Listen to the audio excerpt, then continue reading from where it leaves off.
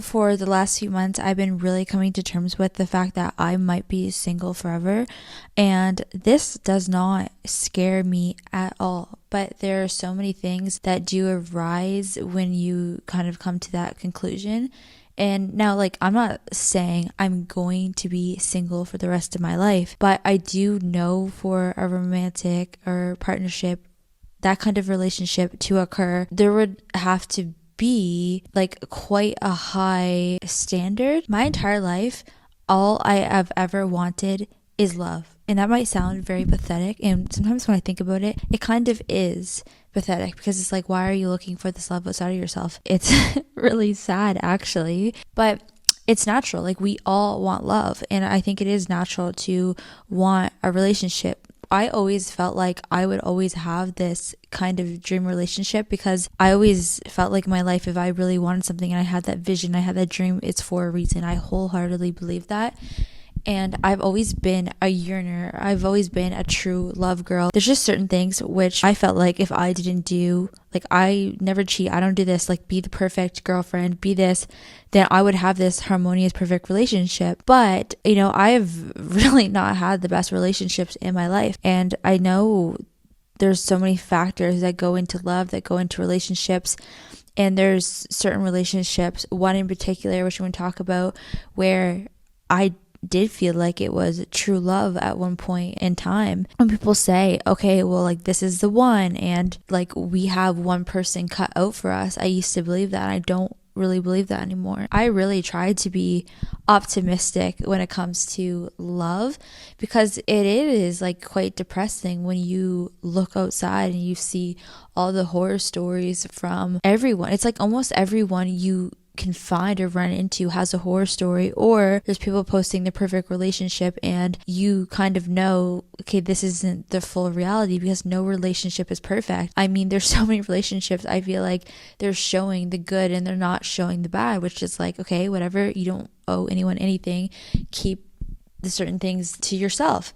But then I think there is relationships where it's like, it is good, it is not this like up and down roller coaster. And I think there's different reasons why people have different kinds of relationships, which I want to explore, because I definitely have experienced love, and I've experienced love in a very intense way. The thing about love is that something ends badly or something's revealed about someone, people tend to think, okay, well, that's not real, like, that was not love. And I felt like this for so long. I mean, I literally went through a spiritual awakening from my last relationship. I literally had to force myself to walk away, and I went through a spiritual awakening because of that. And I've never really like talked about that relationship so much, because this was the most confusing thing for me to get over. To this day, I'm still confused about this relationship. It's so easy to chalk relationships up to like, okay, this was toxic, or no, like, this was true love. Some relationships are just so complex and they're just not as black and white, and you can't put them into this box. You can have love with someone, that person can also hurt you, and that does not mean they didn't love you. I think people tend to think of like, okay, well, if this person really loved you, they would not compromise, they would consider you. And I think that's what kind of love is. You become a little bit selfless in love. But I also think the way women love is very different from the way men love. And not all women, of course. Like, I know some women that don't know how to love.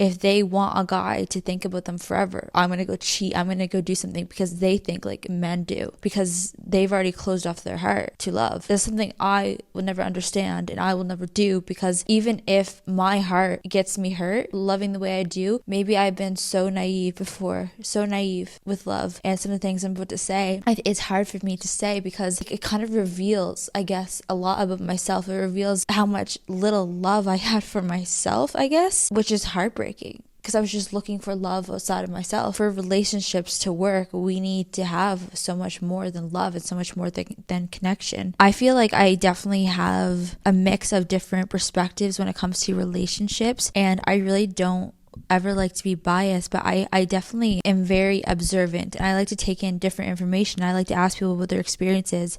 So when I am talking to an older woman, it's very interesting how so many older women are like, you're single, great, stay single. So many women, most women I run to, unless she's like married, some people just regurgitate shit and they are not honest. I mean, I think a lot of women end up in certain situations because other women are not honest. Like, what is it about that? No, I love my kids, I love this, but it's like there's like this certain undertone. Why why are you saying this in not a convincing way? I think that women have so much resentment towards men, and it's like they've been sold this lie and this illusion, and that love is enough. And I've definitely seen that. I've seen that within my own family. I've seen that with my mother. I've also seen how getting married and starting a family and a woman playing a typical like a stay-at-home mother role, and how beautiful that can be, but also how devastating that can be. And there's so much talk, like especially the podcast bro space.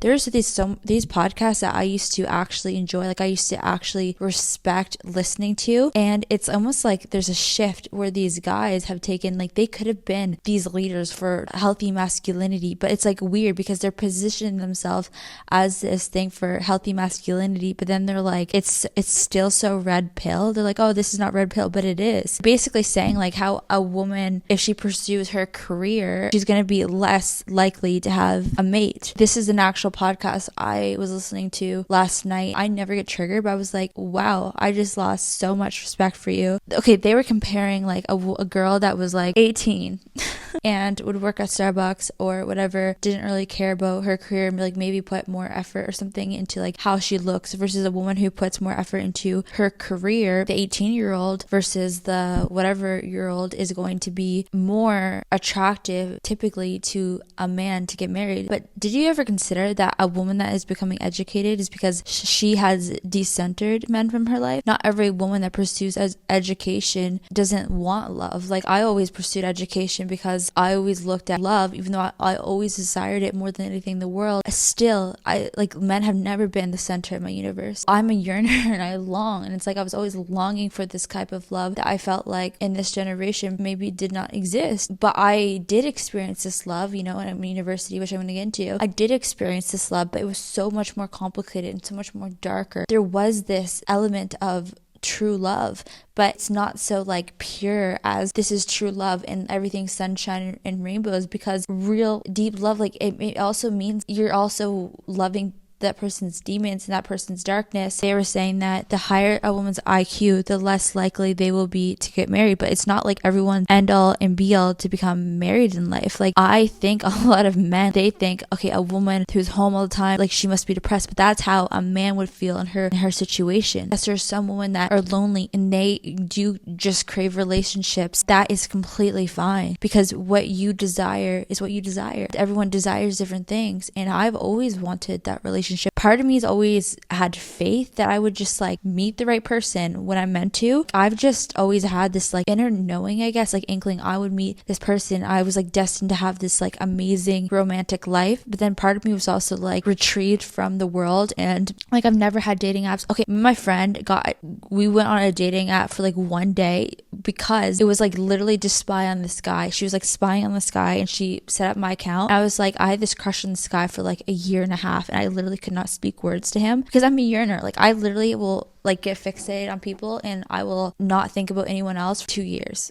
So I had this crush on this guy, and actually I forget how, but like we started speaking, like we went to the same university, but he was like 4 years older than me. Could not, like I used to see this guy at a cafe in my hometown. I used to see this guy at a cafe and I would be like, literally could not speak. I was like, I am obsessed with him. I literally became paralyzed. Like first of all, I've never dated any of the guys like I've had crushes on. I've only ever dated people that I thought were like weirdos at the beginning, and I didn't like, but then I ended up falling like so hard for these guys. Which maybe it's because like I have a savior complex. My friend wrote this quote, I forget what it said, but she was saying that how like some of the most lover girl and lover guys are people that have like a savior complex.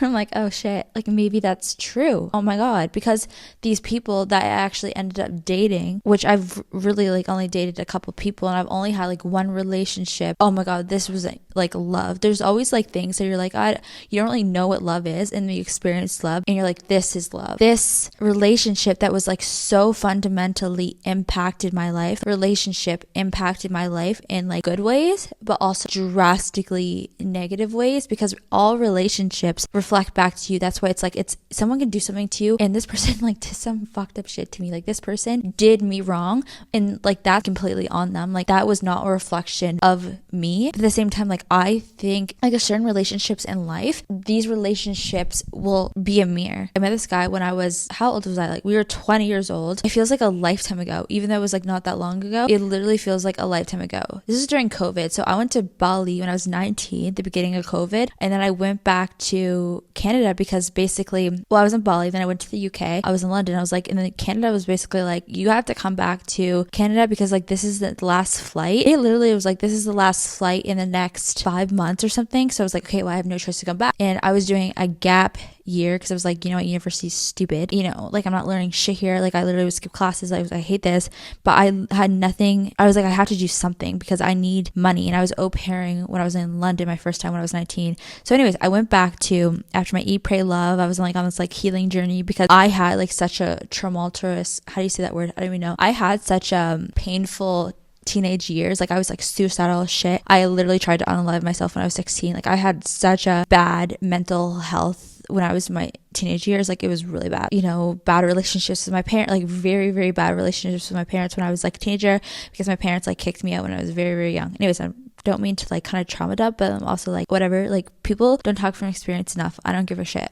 I was like, I need to go back to school, I guess, because like I need to find somewhere to live. I can't like live anywhere because my parents are kind of like, you're out of the house at 18, even though I was like living alone since I was a teenager, even though 19 or is still, I guess, technically a teenager. So I was like, I went back. My mom's like, hey, you can live with me for like a month or something as long as I get child support from your dad. Because there's this whole thing with my dad, how like they're constantly go to court to get child support, and then sometimes you want to pay, sometimes you would. So she's like, if you want to come back here, not like be homeless, give your dad to give me child support, and like you can stay here. But when I stayed there, my mental health for that month, it was like 1 month or 2 months, maybe it was 2 months. Like I was like, okay, I'll do an online course. So if I do an online course, I did an online course like psychology or philosophy or something like that. I think I did 2, just to pass time.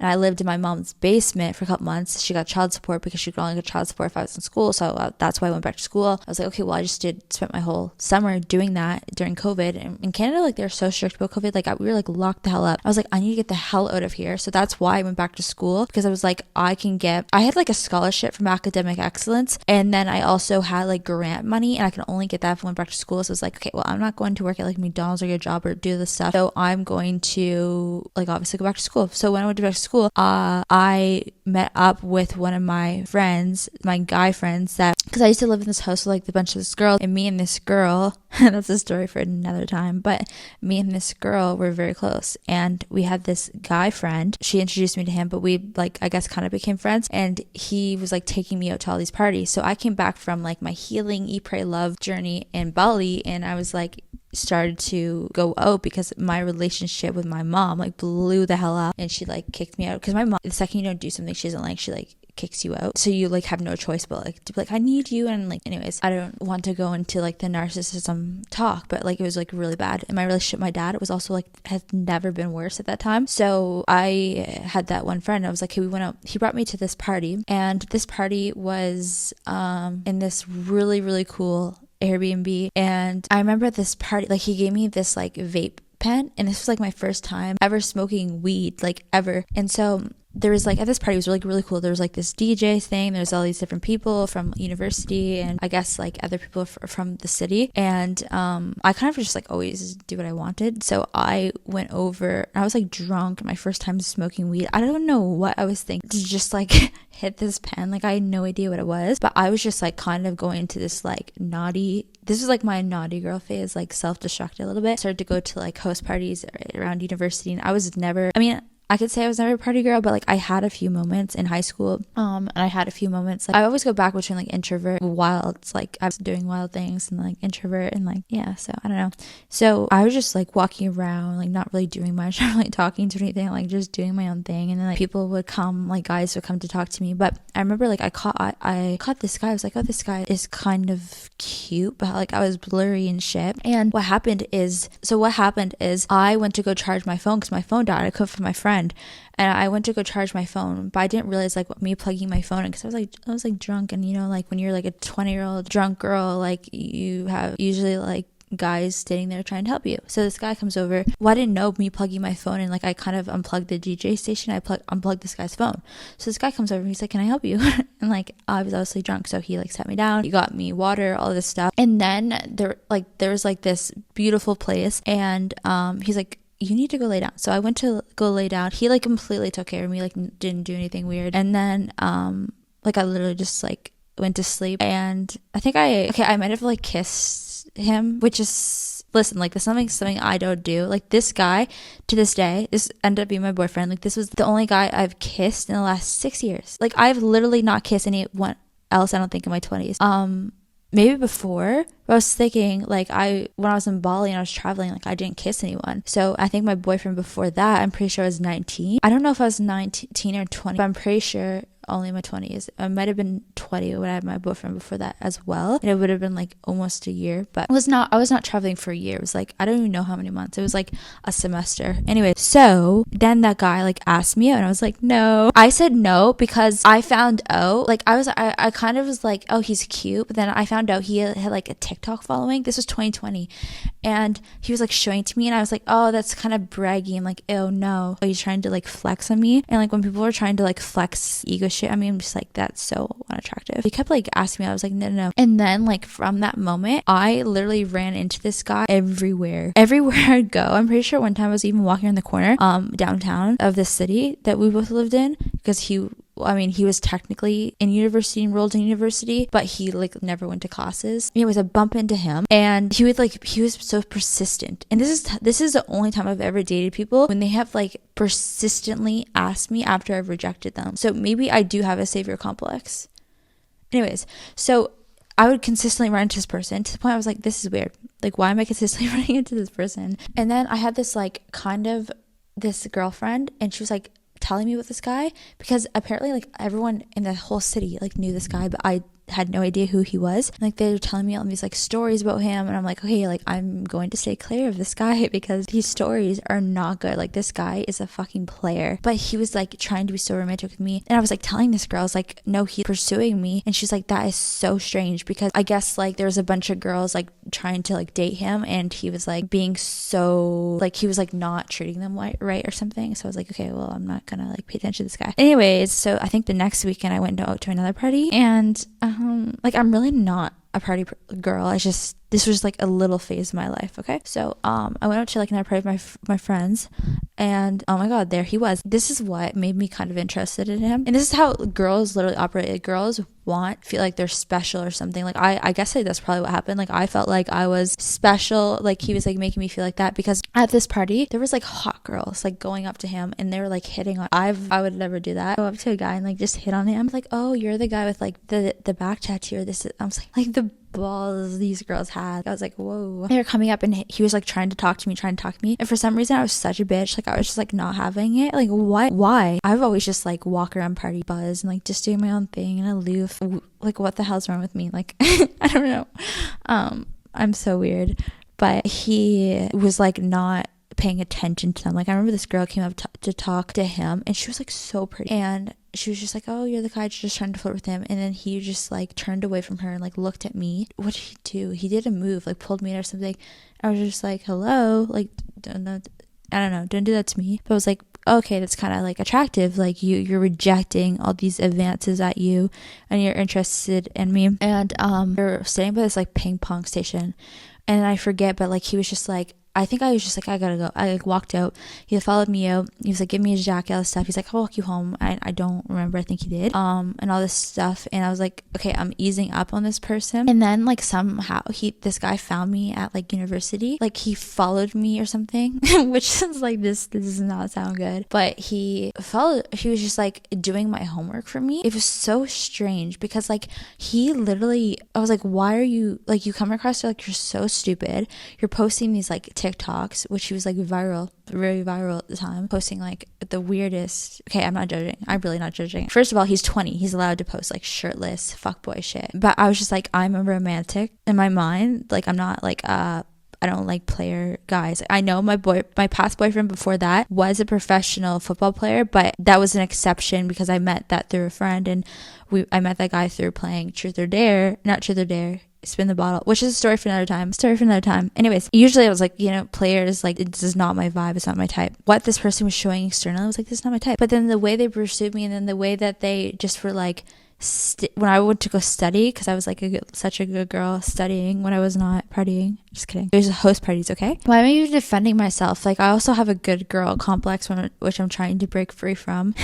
And that shows up in love and shows up in everything. The fact that this is already 30 minutes, like, this is almost 30 minutes of talking, and I literally have not even got into this whole relationship. But I thought, like, you know what? Let me just talk about this whole relationship. I was like, should I talk about this in a different video? But I was like, you know what? Whatever, just start talking. I need to stop being such a perfectionist, and I just need to, like, sit down and, like, stop being so afraid to, like, speak my truth and to speak my story, speak all this, because it's so hard to process it and what happens. So, like, maybe it sounds like kind of all over the place, but it's just, like, a lot to process. Anything in relationships and love, and I could concise it and talk about longer in another video. Maybe I will. I don't know. Right now I'm just like, whatever comes to my mouth is whatever comes to my mouth. Anyways, this person starts like to help me do my homework and all this stuff. As I'm doing my homework as well, in between taking videos of me and posting them on their social media, I'm like, what the fuck? Like, why are you doing this? And then so quickly I learned that he's so different than like his reputation. Oh my god, I just saw this pheasant outside. There's so many pheasants here. I saw how he was such like a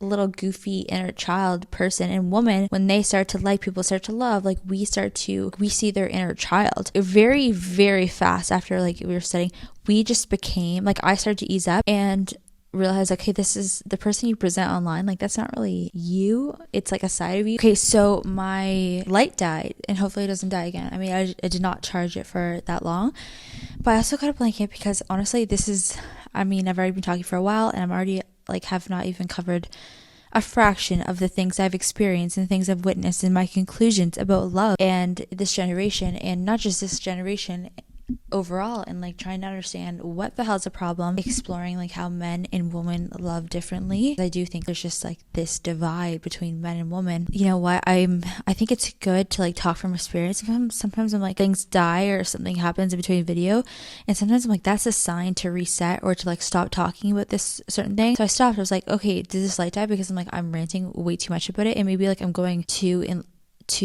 elongated like on my responses. But also, it's like, I think that sometimes like your throat chakra gets blocked and you just stop explaining it fully because you're like a little bit scared. I feel like part of me is like been so scared to talk about this experience and to talk about with this person, because for so long, like, I just like could not talk about it in full because it was just so freaking confusing. So I'll try to fast forward it. I can't go through everything. I'll try to fast forward it. Anyways, me and this person become like inseparable. We become obsessed with each other. Listen, like, this person is homeless. This person is an exchange student from Mexico. I look more like, I'm not Latina. I look more Latina than this person. This person does not look Latina at all. I don't know why. That's not really relevant, but I mean, it kind of is, because like it comes relevant later in the story. Anyways, this person's mom has blonde hair, blue eyes. This person's not like really Latina, but this person is Latina. So is an exchange student, and he had like problems with his dad and all this stuff, and he didn't like really have money. Like, his dad was supporting him, I think, at one point, but like he didn't have money. So we became kind of like boyfriend and girlfriend, or what I thought was boyfriend and girlfriend. I never really had much relationships. I always just thought like we were together. And this was when our first problem arose. At the beginning, like, everything was just like so perfect. Like, oh, I wouldn't say it's like so perfect. There's like a few things that kind of like, okay, this is like a red flag, but like we were just like constantly hanging out every day, and to the point where I was like, I need space. Like I was kind of like, I need space because like I have school, like I have things to do. Like I was very, very focused on like my studies, and I was like, also I've always worked jobs. Like if I've been in school, I've also worked jobs because my parents, like there's this whole thing which I'm not gonna get into, but like my whole parents, like I was supposed to get in Canada, like especially Nova Scotia, like if you go to school and you qualify for student loan based off your parents' income. But based off my parents' income, like I could not qualify for much student loan. But that means like your parents are supposed to help you based off the law, I'm pretty sure. But my parents were like, no, help yourself, you're an adult. So I've always worked jobs. That's literally the only reason I didn't go to school somewhere else. Like I would love to apply to Harvard. I was always like a high achiever academics. I literally could not afford it. The only reason I stayed in school in Nova Scotia was because it was all about like income. I didn't even try to apply anywhere else because like I just could not afford it. And when you stay in Nova Scotia, where I'm from, and you go to school, well, if you graduate, you're supposed to get this like reimbursement of money. So like for your student loan, even though like going to school in Nova Scotia is like significantly cheaper as well. Well, it's not significantly cheaper, it's cheaper, but then it's also cheaper than like in the States. Oh my God, going to school, like my entire student loan was like $20,000. That's it for my entire time. Like that's like one semester, I think, at somewhere in the States. It's very different pricing. Anyways, off topic. So going back to what I was saying is that we just became like literally inseparable. And I was like the one asking for space, and this person was like, I don't want to see anyone else. Like I'm like, okay, well, like I'm not seeing anyone else. Like I don't really talk to people. I was kind of known at university for like ignoring everyone. I would ignore everyone's messages. And even this guy I was kind of like friends with on the basketball team, he told me they were talking about me in the locker room, and they're saying like, don't message her because she won't respond to you. Like I don't respond, I never respond to people. Men have never been the center of my universe. Like I was always focused, I always had my head in my shoulders, seemingly while longing for true love. Anyways, we become like best friends. Our entire relationship, we always had, more than anything, such a strong friendship bond. We had this safety, even though this relationship became very unsafe in so many ways. Like we had such a safety with one another. We could be ourselves. We could just like be ourselves. We really had that like intimacy together where it's like, I felt like I was like that for him. I was like, don't hide. Like you don't need to hide yourself. Like you don't, I was always like with him, like you don't need to be ashamed of yourself, because I could see like there's so many things that he was struggling with. And when I met him, he was kind of doing drugs, and which I didn't know for like a few weeks, but I found out was like he was doing drugs and stuff like that. And I was just like, you know, it's like your life or your body. But when we started dating, like he got off all of those because he got off of those. And then there were so many times like we would go through, like fights started to happen, even though we were like best friends. Like it was so good at the beginning because we were just like best friends. This relationship is so hard to explain. Like it's so hard to describe. So I don't even know what I was just saying, but I'm going to try to like wrap it up a bit. But we became like seriously, like we were like best friends, like Bonnie and Clyde, two peas in a pod. But this guy clearly had some problems. Like that was like very weird to me. I was like, this guy really does have some problems. I started to look at him as like a red flag, and I started to look at him as like, oh, you maybe just are struggling because you're here in a foreign country alone. And I kind of just was like, oh my God, he doesn't really have anyone that understands him. And I felt like, oh my God, he understood me in a way that like I didn't even know I needed to be understood. And it wasn't like he was like consciously doing that, but just by him being himself unapologetically and like trying to do everything he was doing with social media, it literally awoken something within me. Oh my God, I finally have met someone who's different. I finally have met someone who has huge dreams, is aspirational. Everyone was around me was saying, oh my God, like this person doesn't go to school, this person doesn't go to class. Either do I. I was only using university the exact same way he was, as a buffer. If he was in his first year of business or something, or second year at the time, he was just like, fuck this shit's stupid, these tests are stupid, didn't go to things, just like me. Finally someone that's like me. But then he would be like the top of the class, like taking over the lecture, explaining all these business lectures. His mind was like genius in so many ways, and people just saw what he posted and saw, I think like a lot of things he posted, he obviously had ego problems and certain things like this, but I like literally had problems as well. Problems with like how I saw myself. So I just was like, I met my match. In the past, like I was like kind of dated. I feel like I've always, women date, I forget the word, but women date based off kind of like society. Women date based off like going higher up in society. But when it came to this person, I was like, I don't care who laughs at me. There's so many girls that are like, why are you dating this guy? And because they have this like perception of him. But like I feel like I understood him and I loved him. Like I literally did not care. I loved him for him, and I loved that he was different. Everything that everyone was judging about him, I loved that he was putting himself out there, because I saw what he was trying to do.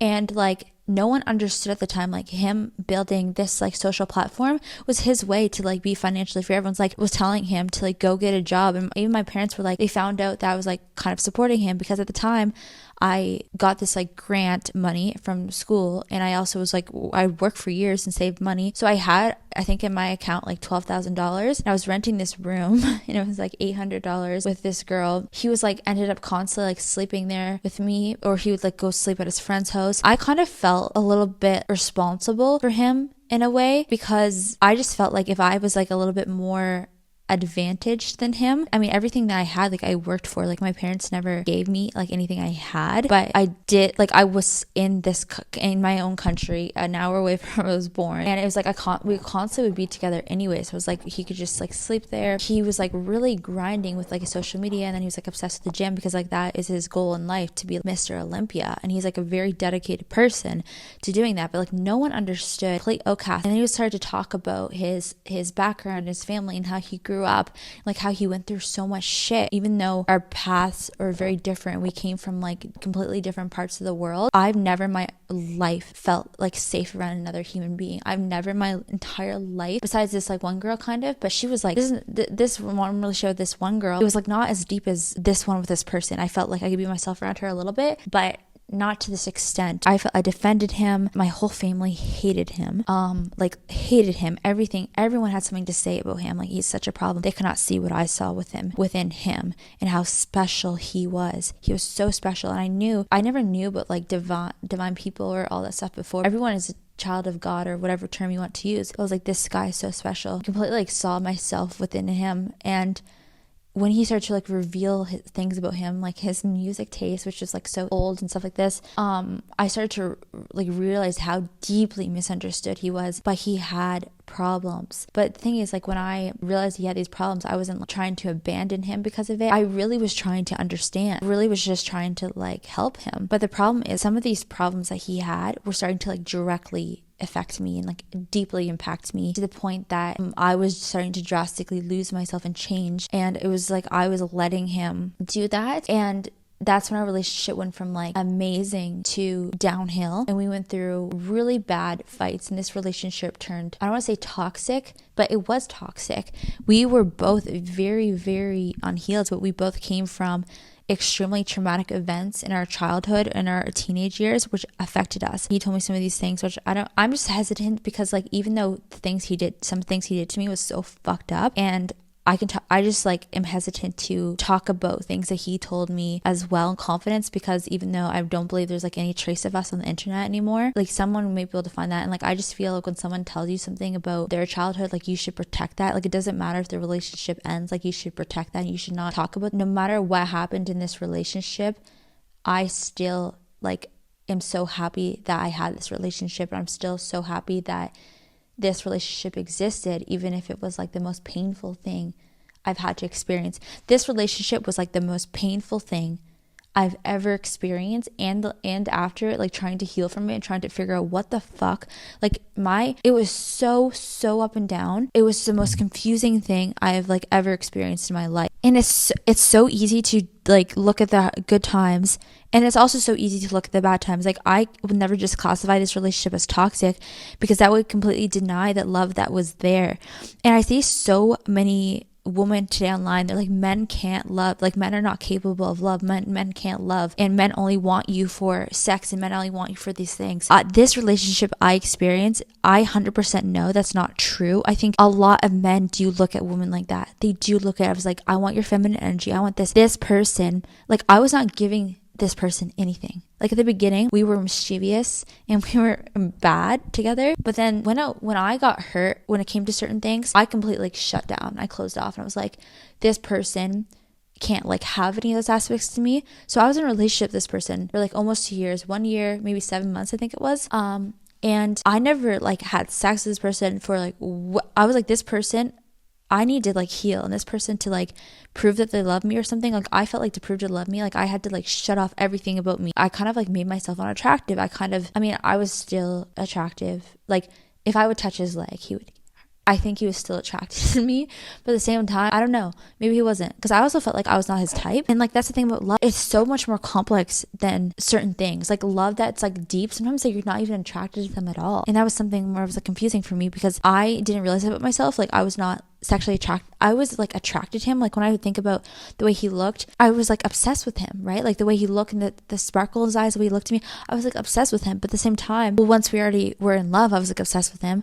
But then I had to realize about myself, oh my God, I think I'm like demisexual or sapiosexual. I don't know the terms, but I realized like I am attracted to people like based off how they treat me. So when I was like so hurt and so scarred because I felt like betrayed by him, because at the beginning of the relationship, I found out he was like talking to other people and do this stuff. It was like all of this like ego thing. And that doesn't mean someone doesn't love you, because there's so much of like, oh, if he wanted to, he will. But I think that's considering when you are in like a relationship when you are both not child. Like even though I'm in my mid 20s now, and this happened when I was in my early 20s, like this was the beginning of our 20s. It is such a drastic jump, and especially like once you get past a relationship like this and you heal from this, it literally changes you. Like both of us are completely different. We are so different. He's so different because of it. I'm so different because of this. And like this relationship both had such an impact on us. And that's why like it's so confusing to talk about. The way that this ended was so horrible. It was so horrible and traumatic. Like it was literally so traumatic the way that this ended. And it felt like, so like I don't even know, should I go in and explain the whole thing of this relationship? I just feel like I'll be here forever. Like this relationship was so complex. When it was good, like we were in this relationship where like we felt so seen like with each other, and we felt like we could just be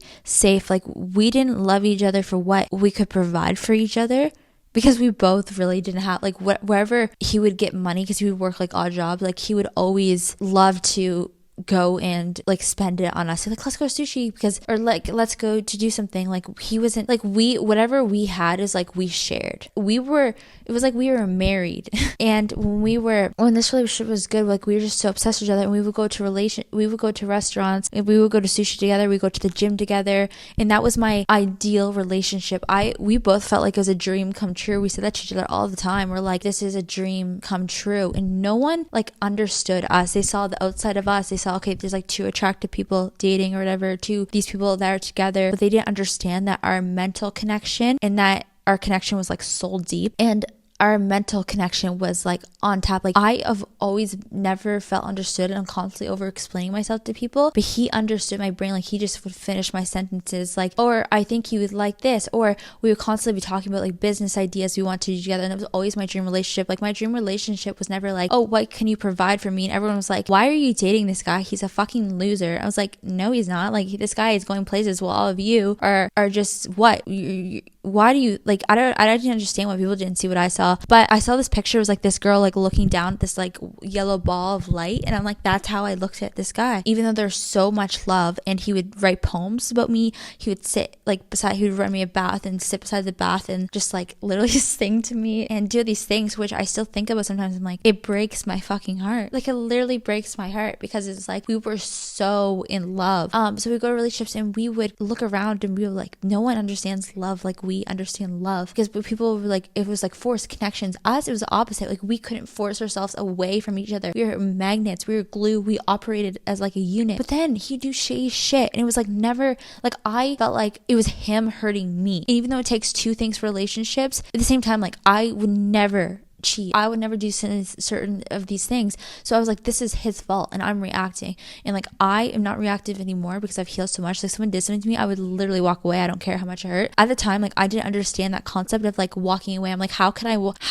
I walk away from this? Like this is the only person I've ever felt safe with and seen. The only person that's been like my real friend in my entire life. The only person I felt understood by. Even if like I didn't understand certain things about me, I can't walk away. It wasn't even like my thought process. I was so codependent. We were so codependent on one another. But also it was like not codependency, because we're even like touching each other, just our hands. It was like ecstasy, pure bliss. But then we would go through our fights were catastrophic.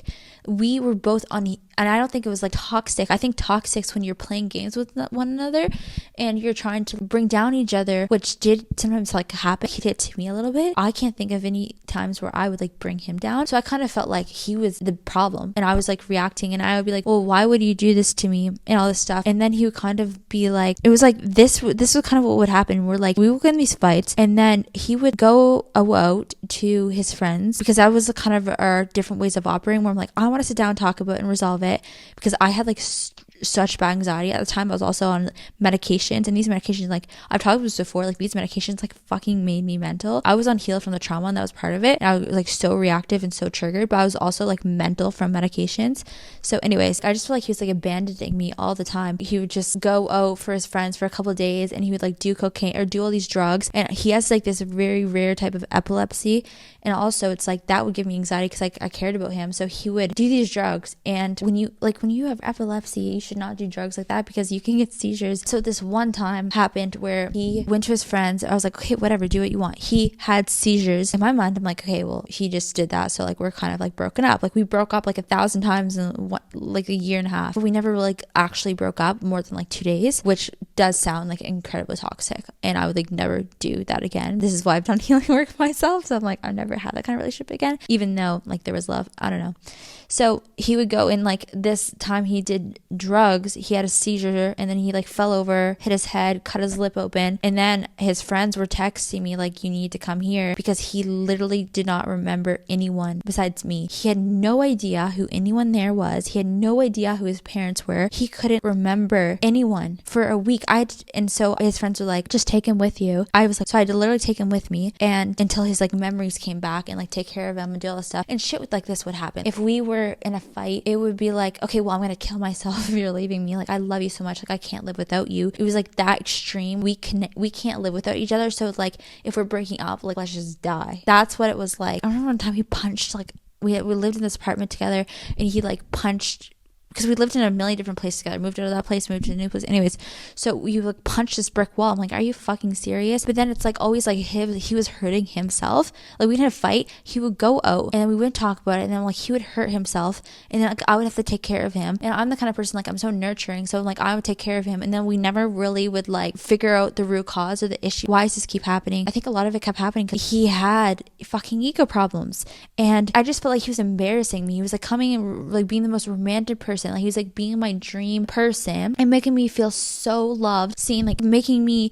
sushi, like being my personal chef, folding my laundry without even asking, like doing my laundry, making me bubble baths, like literally being emotionally intelligent, so loving, like, oh, let me braid your hair, let me do literally makes my hair into these weird things. The things that like I've never could even ask for. Would have like $5 and still go get me flowers, and I would be like, please just save your money, like please. You could tell this person like loves me. Even his friends were like, this guy's so in love with you, like he does not know what to do with himself. But at the same time, like he would do shady shit. I'm like, what the fuck? Talk to a girl on Instagram or something. He was like, well, I found out he had a literally dating app when we were supposed to. He told me that we were exclusive, and he was like, well, I never asked you to be my girlfriend yet. I'm like, what the fuck? And then one other time I found out he had like this Tinder. He's like, well, I'm just doing it to get followers. And I actually kind of believe that. I actually did kind of believe that, which is like, okay, most people are like, you're fucking naive if you still think that. No, but I'm like, you don't understand. Like this guy getting followers was the most important thing in the world to him. And then on that topic, I didn't have TikTok when he had it or something like that.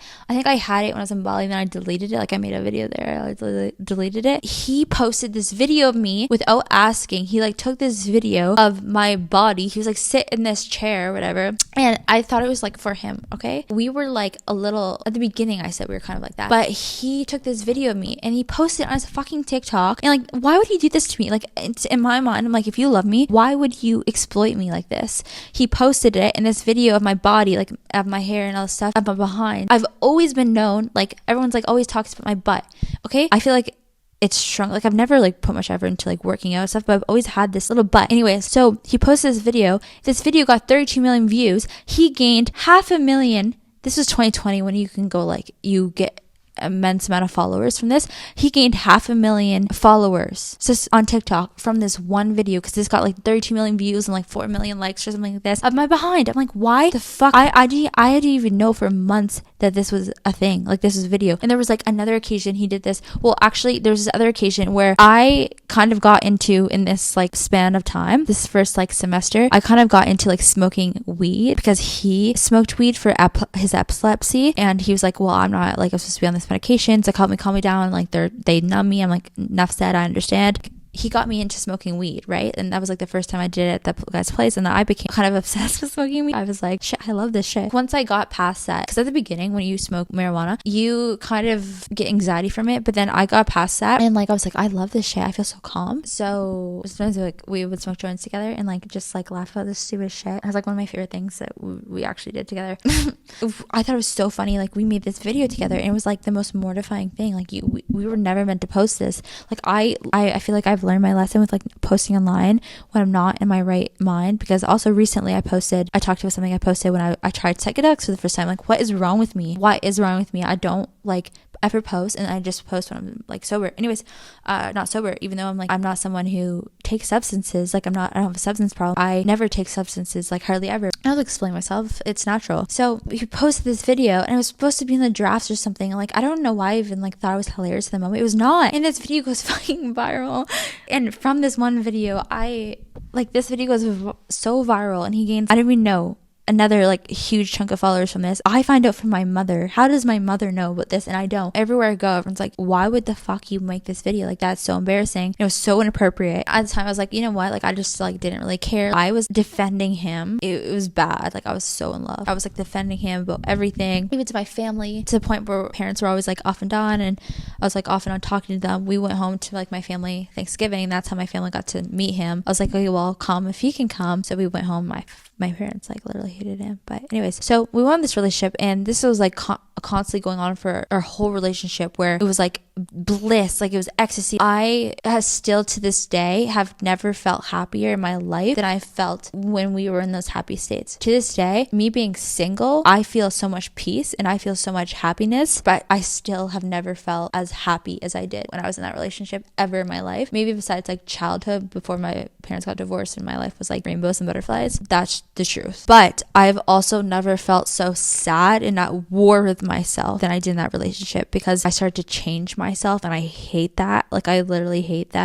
I literally started to like change myself and lose myself and become a shell of myself. But I think that's the thing about relationships, is people make them out to be so black and white. The love of your life like would not do this. This person would constantly tell me like, you are the love of my life. Like there's like literally no question about that. If there's anything I'm sure of in this life, it's that you are the love of my life. Would constantly send me photos of like, and literally start crying.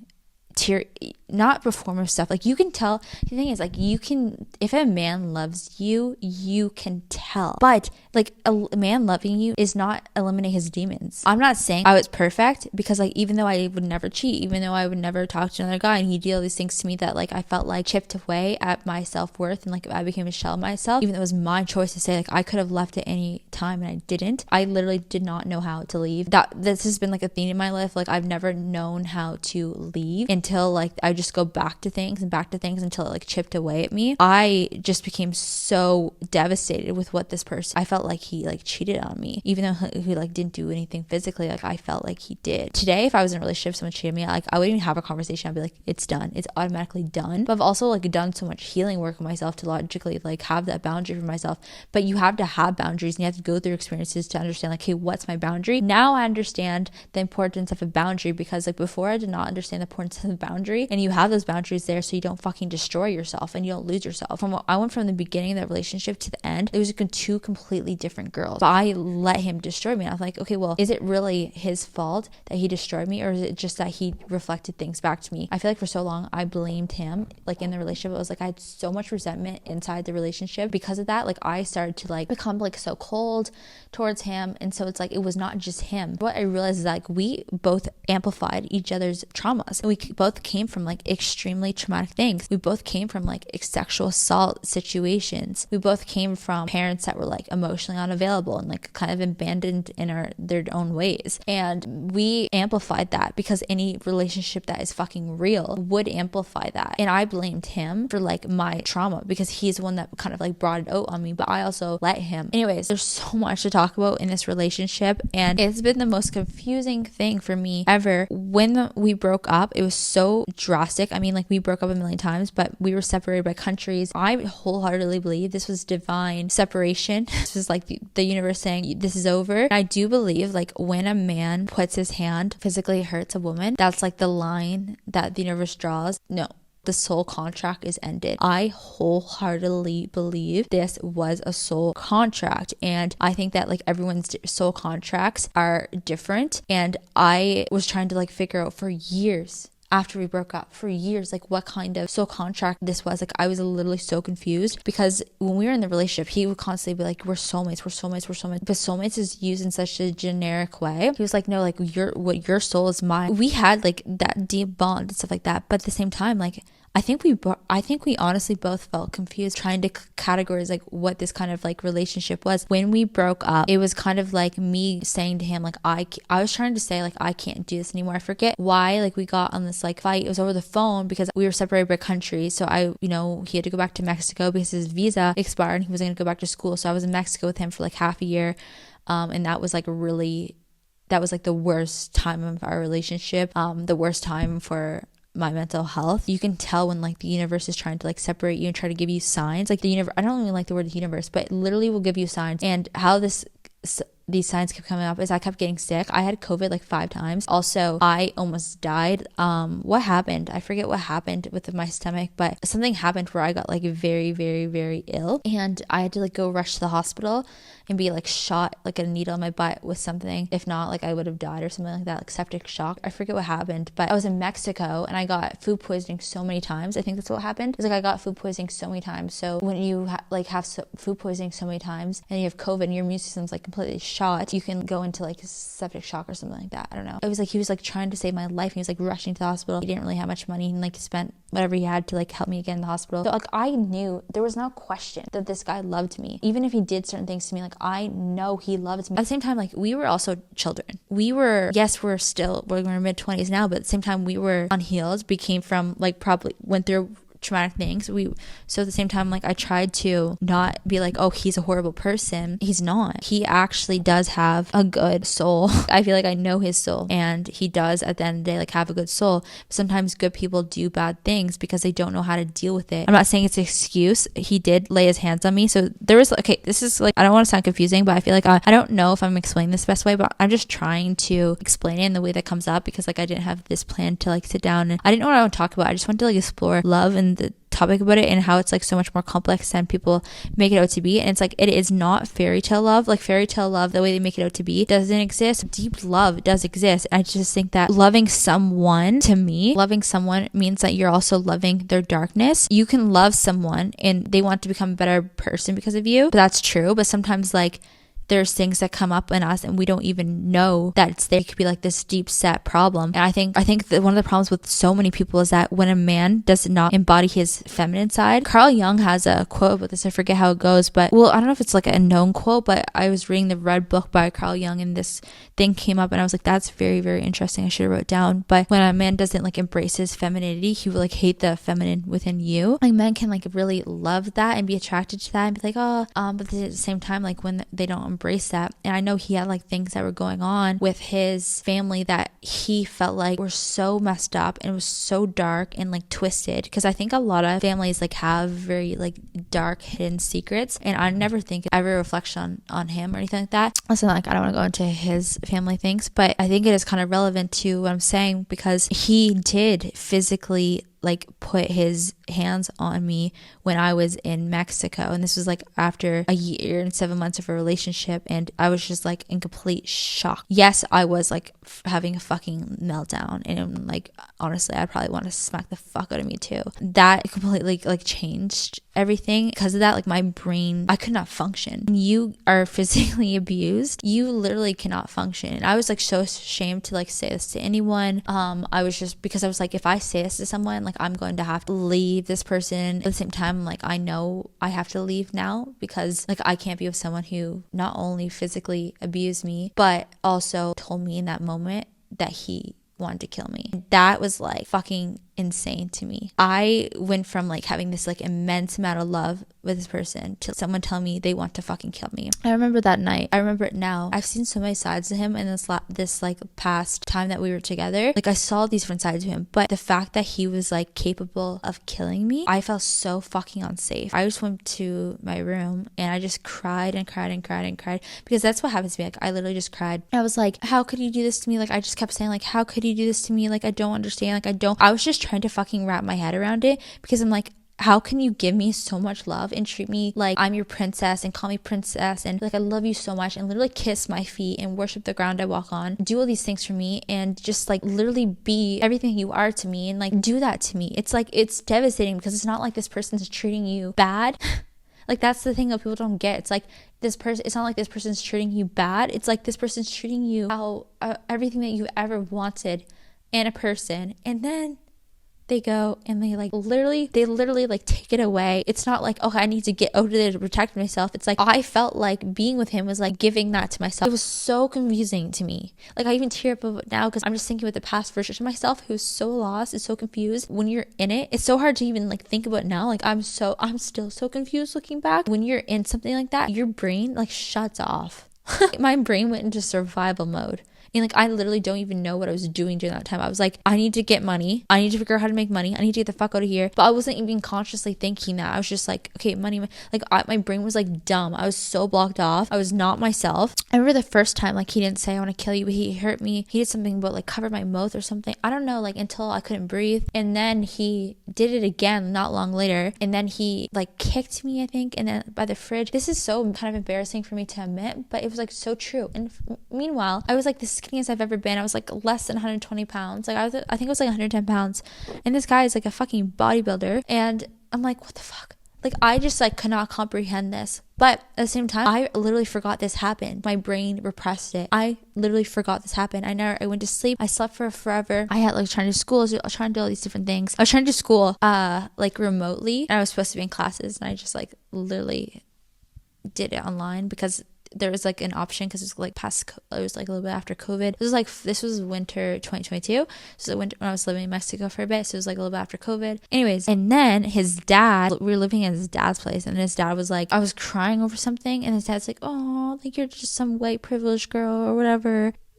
Like fuck you.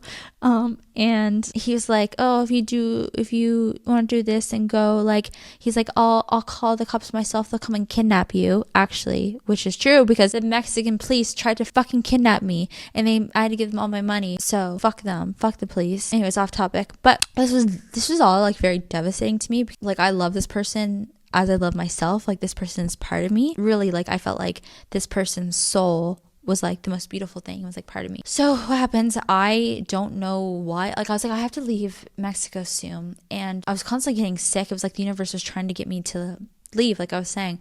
So I remember like I booked a flight back to Canada, and still like we didn't break up. Like I should have fucking like broke up in that moment, but it's like what I was supposed to do. I was stuck in a different country by myself with like no money. So and also I just like I said, I was repressing everything. So also I'm like, I can't leave the only person that I love ever, and like only felt understood. So I flew back to Canada. I rented this apartment, and this was like the only time I had a stable place to live in my life. I remember when we left, like it was so weird. There was some time that I didn't leave like right away. Like there was some time that happened where we went on this like vacation together, and in this like vacation we were so in love. Like it was like almost like all the abuse or something that just happened like a couple weeks prior like didn't matter or something. Like we were so fucking in love. Like it was so confusing. So we went on this like road trip to this countryside to his dad's cabin or whatever, and I think like at this time of our relationship it was kind of like the way we felt. There's different periods of time where it was like not good and then good and good, not good and good,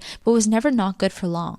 Like it was never not good for long, but it was also never not stably good for a long period of time either. I think we were both very concerned about this, but at the same time, like we never fixed it, because now I realize now, oh my God, to actually fix these problems with ourselves that we keep triggering, you need to heal them. on your own, right? Anyways, when I left, like I was so deeply in love with him. Like I was like, it was like everything in the past was like forgotten. I was like, you know, if this person kills me out of this love for him, then like whatever, because I love this person so much. I literally would have died for this person. So he drove me to the airport, and he was like planning to come back to Canada. That's what he was telling me. But at the same time, he was in Mexico. He was like living with his dad again, and his dad were kind of like him were starting to get on good terms, because his dad and him had like a tumultuous relationship. And I was like, you know what, like you do your thing. Like we moved in like way too early. We moved in together, like we were like living together since like the very beginning of the last like year and a half. And I think I was kind of like, do your own thing. Like if we have to do long distance, like that's completely fine, because maybe it's good for us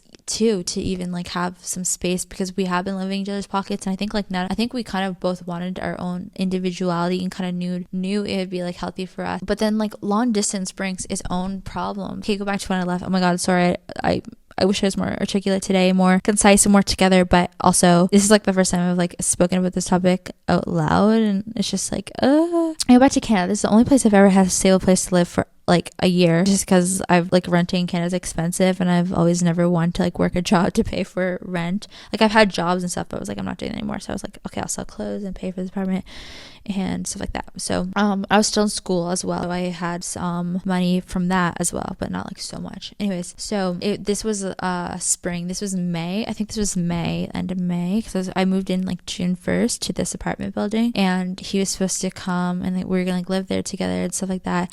But I said, like, you know what, do what you want. He's like, no, I literally can't go another day without seeing you and miss you, all stuff. So I get there, and when I get there, I think I had like a week before I moved in. So I went to my mom's, and that was like the most traumatic thing ever, like going to my mom's, because my sister is fucking psychotic. And like I had like all my stuff, my suitcase. She decided to go down to my mom's the week that I was there, of course, because she only wanted to steal my stuff. Like my sister stolen so much of my shit, and then she blames on me. I'm like, what the, she's mental. Anyways, so she stole like literally all my things, like my AirPods, all these things, and I started to like cry and freak out. And my mom was like, why are you guys like yelling in my house, like get the hell like out of the stuff? And I yelled, I'm like, I'm gonna fucking kill you, to my sister, because she was like stealing all my shit.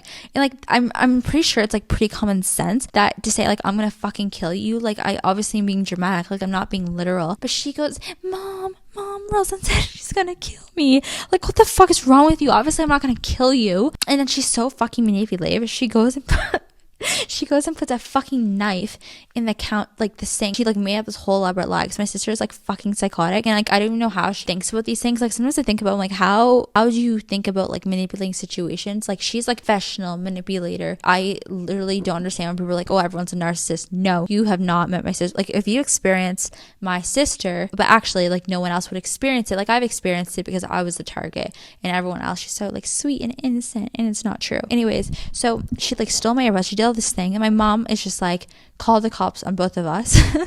Like what the fuck? And she's like, you guys get out of the fuck in my house, get out of my house. My mom, of course, like abandons us the second it's an inconvenience or there's a problem or there's like any emotion involved. So my mom kicks us out, and it's like 2 a.m. and we're in the middle of fucking nowhere in the valley. It's not even the city. It's not even like I'm in the Halifax. Like I can't even go, like I'm like, where the hell am I supposed to go? And my sister has a car and she has apartments in the city, so she could just obviously go back to it. I'm just like, okay, well that's nice, mom, thanks again, like for making me homeless in the middle of the night. And so I couldn't like talk to my boyfriend, because whenever we were ever apart in relationships, like I would constantly be calling him, FaceTiming him. Like he knew how like loyal I was. I was constantly FaceTiming him. Like he was my everything, my best friend. He thought I was like literally ignoring him, and he was going through something at the time with his family, because he had this like thing.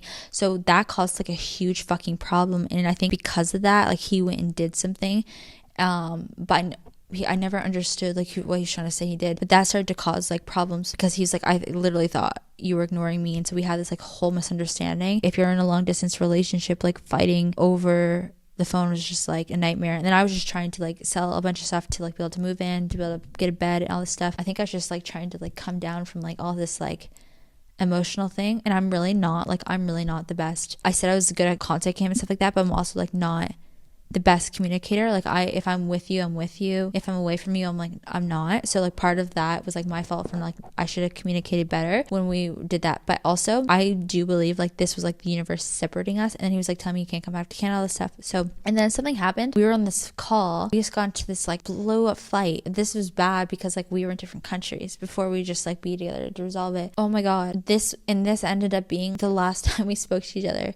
Because in that earlier that morning, I believe we were like talking about like how much we love each other. Like he literally was crying on the phone to me, saying how much he missed me and like how like all this stuff, how I'm like the love of his life, how like I don't want to wait to get married. He would constantly tell me this, like, let's get married now. I'm like, no, like I'm not ready to get married. We went through a blow up fight. I was like, I can't do this anymore. Like I was saying, because I could not do it anymore, and I met this dynamic, could not do this dynamic anymore, because it literally was getting to this point where I was like, I have to like choose my life or him. It was like I was killing myself. I didn't want to like break up, but I was like, something has to change.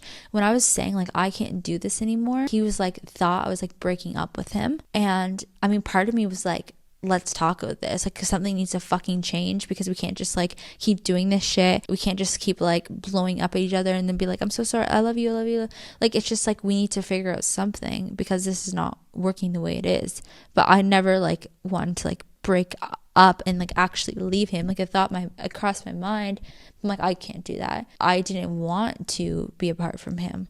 So anyways, that moment, like, he ended up thinking I was breaking up with him, and then he's like, whatever, like all this stuff, and he started to say all this stuff, and then he just literally blocked me. He's like, well, you made your decision, like, stick with it, you can't get out of it this time. Honestly, I did break up with him like 100 times before, but whatever. That is the fast version, okay? I know it's very long. That's the fast version. I know it's kind of over the place, but it's very confusing. Anyways, so I cried like I've never cried before. Like, it really hit me that like we're actually breaking up. And the reason why it hit me, because I always thought like if we broke up, he would be like, he always said like if we ever broke up, like I would never actually like let us break up. He even told this to his mom in front of me. He's like, you know, because his mom's like, are you guys okay? And his mom was like, she's like, if we ever broke up, like I would never actually like let her go. I would just like go to your corner, go to your block, or to get you back. And he's always done that before. We actually never thought we would actually break up for good.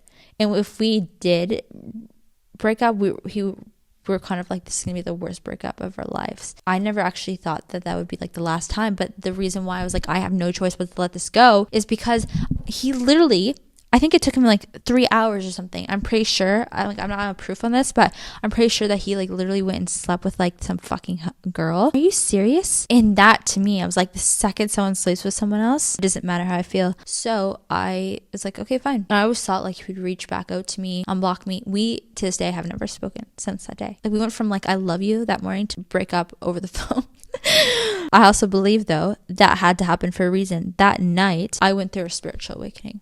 I like grieved and cried for hours. Like, I literally was sitting on my shower floor in my new apartment. I was spring 2022. Like, I felt hollow. I felt so much despair. I felt like I lost a limb. So I feel like when women love, like, I know men can love too. And obviously like this guy loved me. No one could tell me shit. Like, this guy loved me. And you could go anywhere and people are like, holy shit, like this guy loves you.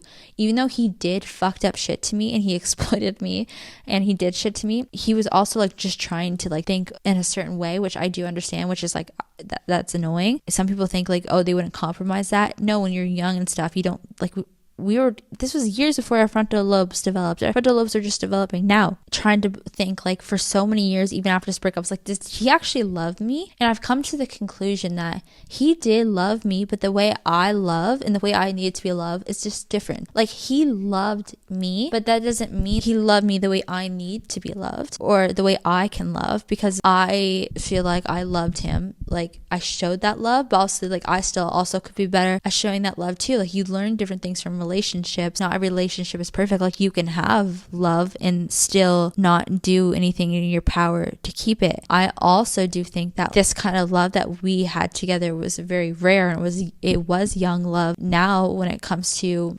relationships, like what I would want in the future, there's reasons why people have lists, and there's reasons why people don't ignore the red flags. When you're 20 years old and you meet at university and you really like are a lover girl, you don't care if they have finances, you don't care if they have all these things, but you realize like all these fights come up for a reason. So it's like, it is good to have a list of like, okay, these are like my non-negotiable red flags.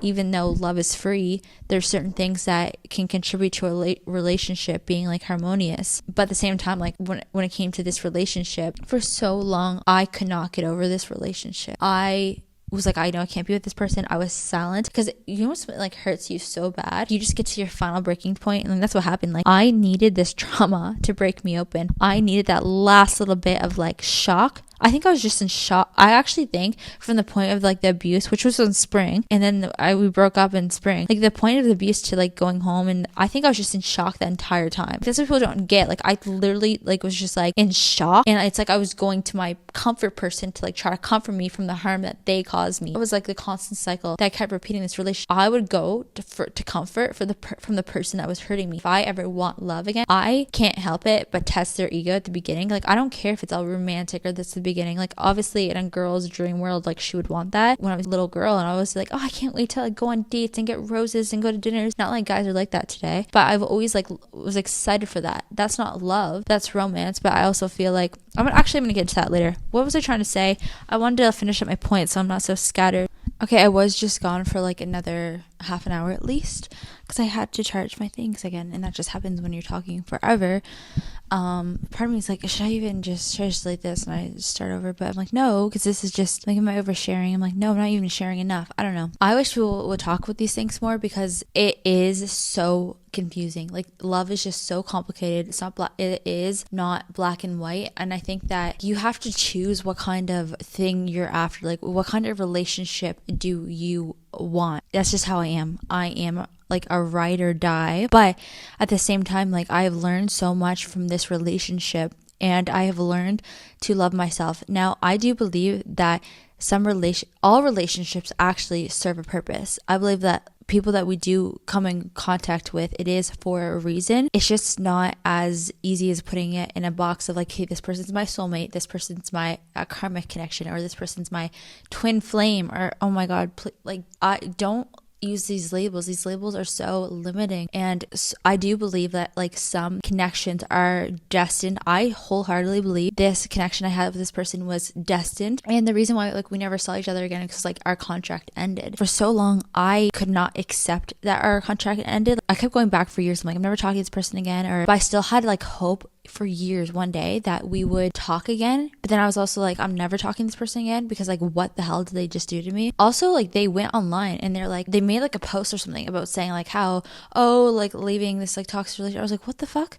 Like, I was like never toxic in that relationship. It was like me completely reacting. I'm not a toxic person, but now I'm a completely different person than I was in that relationship, because I've done so much healing work. Now I believe the purpose of that relationship was for, like, at least for me, that triggered me to bring up everything that was unhealed in me, because I had all these traumas, and he brought up every single one of them. And relationship can have that effect if they're deep enough. I mean, I think a lot of relationships like are very avoidant, but when you have a relationship that's very like as intense as that one was, it brought up every single trauma that was suppressing. It brought it up to the surface, and that's why it looked like I lost myself. It's because all these traumas that were stored underneath me, it's like he brought them out of me. But that, from a higher respective soul contract space, is like, okay, well, we're gonna sign this soul contract. That's why it felt like home, and that's why it's so confusing, because it's like he felt like home, and it's like we didn't have to explain our souls or something to one another. It was like we signed the soul contract. It's like, we're gonna clear karma and go through this, and it's gonna trigger each other, and at least for me, it's going to bring them to the surface so you can see them and you can heal them. Because it's like, I didn't know. I was always a self-development person. I was always like wanting to improve myself. At the same time, like, it doesn't matter how much you're improving if you're not addressing these like hidden traumas. But when they're hidden, like, I didn't know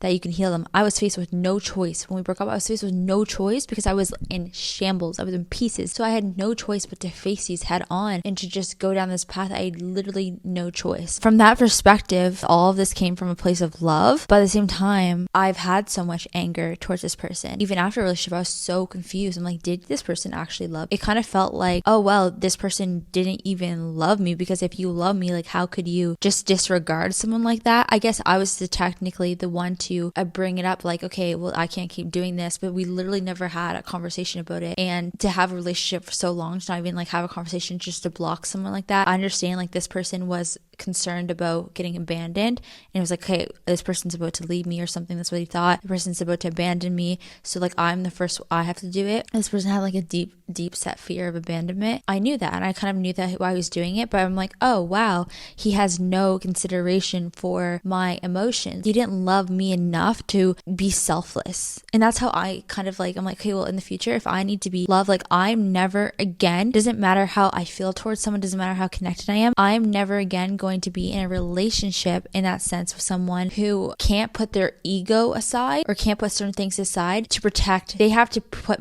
the child within me and my soul before their ego. If they can't put their ego aside, then I know they can't protect me. And I cannot be in a relationship with someone that I have to protect myself from, because I am a woman, and women have to worry about safety more than men in relationships, and I can't ever compromise my safety again, because when I compromised my safety before, you lose your fucking mind. So that you need to have these like non-negotiables when it comes to relationships. It might seem like strict. I know this girl had this list and online, and honestly, from everyone's perspective, like, these lists seem very logical. And the reason why a lot of people are like, well, good luck with that list, is because what is normalized today is just so like out of reach. And to me, like, I will never ever like consider dating someone or going on like these I think also like when you've had such intense love where you're like, I love this person to death, it's very hard to even consider dating. I've never even really considered dating until really, well, actually, what happened is like I felt like after 2 years of trying to heal from this person, it was like off and on, where I was like, I felt like I was healed, but then it was like another wave would come up and I'd be like reminded of all of this, because when we first broke up, it was like I felt like we were freaking merged. Like I felt like we were like one. And maybe that's the way I love, because I'm a Pisces, and people are like, Pisces love and they merge. It's like they merge souls or something, and I'm like, that's definitely true. I remember like after it was like 2 years, I was like, what is wrong with me? Like, this was coming up again. I'm like, what?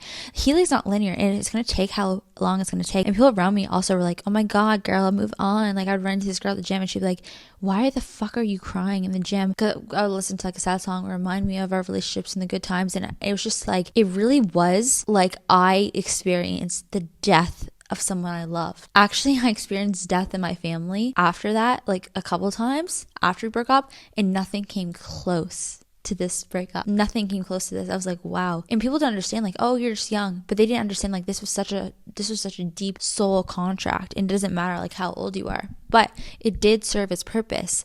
And what happened is it cracked me open, and I needed that. Like, I needed to be cracked open to embark on this journey and to embark on my soul's path. And I needed to be reflected and reminded who I am and to all these things. So I do think that that relationship served its purpose. Just because this person caused me so much pain, just because they hurt me, doesn't mean they didn't love me. I wholeheartedly believe that like I am the love of that person's life, but at the same time, like I have grown in such a soul way because of this relationship. And I can't speak for that person. I can't speak for like what that person's experiencing growth, but I also know, like, I think men, maybe this is not true, but I think men do kind of like love one woman. Like if they love you, if they actually love you, like they love one woman for life, and then they kind of like try to find that woman and another woman. Relationships are not the end all be all for men. That's what I'm kind of trying to realizing, is that sometimes men will put their like sexual needs or certain things above love. One thing that this person said to me, one of the last things he said to me, which really like stuck with me, and I wholeheartedly believe this is true. It completely reflects in how this person has presented ever since we broke up. I killed the part of me that loved you. And I was like, how? Because I didn't understand. I was like, how could you be so cold? Like, maybe you didn't love me. He's like, no, I loved you. And he said to me, like, you will always be the person I love most besides myself. And he said, like, I will always be the love of my own life, but you will always be the person I love most. And I was like, really made me realize. And this was a huge lesson he taught me. You have to love yourself. And he was trying to explain this to me. He's like, you have to love yourself and then you come together, and it's like two harmonious things. And he never said that like word for word. He was trying to tell me this for a while. And he said, my idea of love is fucked up and selfish. It's almost like I wanted him to like love me or something. Like I loved him. We would always fight about this. Like, I love you more. Like, you know, Becker was like, no, I love you more. And he was like, you don't understand how much I love you. And I was like, no, like I love you more. Like, I think we just like did deeply love each other, but the way we loved each other was different because he's a man and I'm a woman. And even though we are souls before we are genders, I'm starting to understand that men and women are not just different genders. We're just like different creatures. So this is something that I'm starting to understand. We are different beings and different creatures, and our brain chemistry and our composition and all these things are just different. There is deep men out there, and like they can love, and they have this romantic side, and they have this inner child. That's how women love men. Men are by nature biologically more selfish, and I was so selfless. Like I was like giving, there was times where I feel like I would give him like everything, all this stuff, these things. There's times I would be like, I literally give him nothing because I wanted to see if he actually loved me. So I literally, after I felt like he hurt me one time, I literally stopped. I mean, I love cooking, and it's like a love language of mine. Like if I love you, I'm like, I'll literally cook for you. But I didn't do any of that. And he was like cooking for me. He was like doing all these things for me. Like I was saying, like I was like, oh, actually he does love me, because I literally did not sleep with him. Because also it was like, I was celibate inside the relationship. I went celibate. I was not at the beginning, and I went celibate inside the relationship. But he was like so respectful of that. And I also heard this thing is like, men that love you are afraid to touch you. I think that might be true. We were like an old married couple. I was so confused. I was like, I felt love from this person. You could see it. Anyone could see that this person loved me. Like, how could someone do these things to me and still love me? I was so confused for years, and that's why I keep going back to this. And also because there's so much women online that are like convinced men can't love you. But I just think men love one woman. I feel like for that guy, I was this one person he'll love the day he dies. But also it's like, for him to accomplish his dream, he has to be focused and shit. And it's like easier to go to an easier woman who's willing to put up with shit and willing to like just have sex all the time. Like, and I feel like for him, it's like he killed love. And it's like, no, that woman will never like know, like he'll never tell her or something about me or something. And I just feel so bad for her because my ex has been in a relationship. I don't want to ever be judgmental, like based off looks or anything. I'm like, we don't need to have a conversation to understand that's settling and to understand like that's easy. That's like an easy move. And that's like, okay, just to get what I need. I feel so bad for women like that. And that's the case for so many women in relationships where it is like that. You have no idea how men are just using women for like their bodies and for access. And I've had to have conversations where like I talked about a different podcast where I was like, I met this person on the plane. I was like literally trying to like entertain, whatever. I mean, I'm just not in the dating scene at all. And I was like, okay, just attempting by like have a conversation with someone. But I'm like, I can just so easily read through people and see through people now. And like now I just don't put up with shit. Once a girl cries over a guy, like she's losing a part of herself, she's not putting up with shit again. Like once she heals herself, she's not putting up with shit again. Everyone's like, don't tell the internet or don't tell people what you put up with before. But I'm like, okay, well, I was young and it was so much more complicated, but it doesn't matter how complicated it is in the future. Say if I do fall in love, I will not put up with anything. I don't care if I'm with someone for 20 years. I don't care. Like I have learned my lesson to always leave and to be more selfish. And he taught me to be more selfish because he taught me that like I can love you, but at the same time, I love myself more. I also think when a guy loves you, if he hurts you, he will be distraught because of it. When this person did hurt me, you could tell like he was like, this affected him. And he was like, I've never laid my hands on a woman before. And that's why I never even hold it against him, because obviously it's not okay. Like it's really not okay. And then like if I don't have that safety, like I don't have anything, and that really affected me and I started to like lose my memory and stuff like that. It's obviously not okay. But at the same time, I was just like, this person has demons and like there's something that going on here. I could psychoanalyze like why that happened a million times over. And I,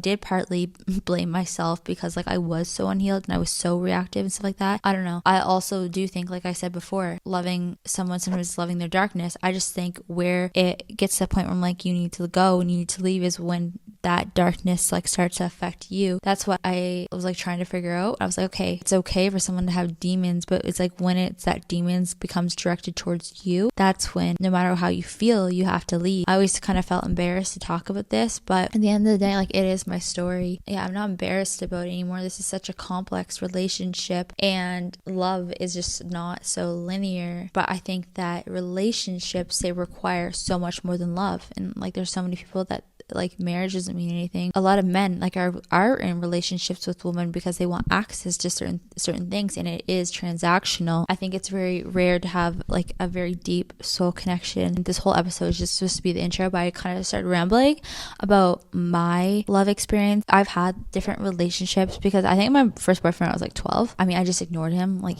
wasn't really my boyfriend. I literally didn't speak to him. Like, I was so shy. That was a thing in my middle school where we were just like my boyfriend, girlfriend, and especially me, I was like, I didn't talk to him. It was so weird. And then I had a boyfriend when I was 14. I broke up with him because he talked about me behind my back. And then I had a boyfriend when I was like 16. The same thing is like, he asked me out, I think when I was 14, and I said no. And then he asked me again out when I was older. And all these guys of like, people have been like, what's wrong with you? Like, why are you dating these people? But it's because they persistently pursued me, and also because I was friends with them, because they're in my pre-IB class and I was friends with them. I feel like friendship is a huge thing for me. Like, intellectual stimulation is like the top thing for me. I've never really, this person that I just talked about, this relationship has been the only person I loved. Oh yeah, and I dated that professional football guy, but he was not deep, right?